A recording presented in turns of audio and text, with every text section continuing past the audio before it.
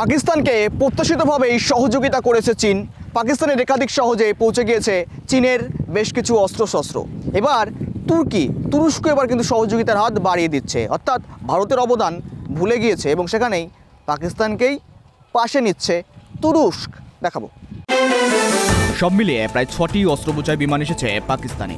গত 22 এপ্রিল পেহেলগাঁওয়ে নারকীয় হত্যাকাণ্ড চালায় পাক জঙ্গিরা। ধর্ম জিজ্ঞাসা করে বেছে বেছে খুন করা হয় পর্যটকদের। প্রাথমিক তদন্তে এই হামলায় প্রকাশ্যে এসেছে পাক যোগের তথ্য।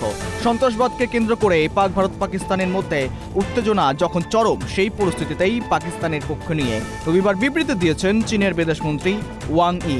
পেহেলগাঁও কাণ্ডে নিরপেক্ষ তদন্তের যে দাবি পাকিস্তানের তরফে তোলা হয়েছে তা সমর্থন করেন তিনি।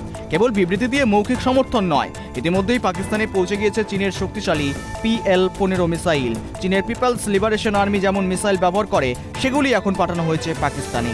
পাক বায়ুসেনার JF-17 ফাইটার জেটের মাধ্যমেও যেন সেই মিসাইল ছোড়া হয়, তার প্রস্তুতিও চলছে, এমনটাই সূত্রের খবর। অস্ত্রবোঝাই 6টি তুর্কি হারকিউলাস পৌঁছালো করাচিতে।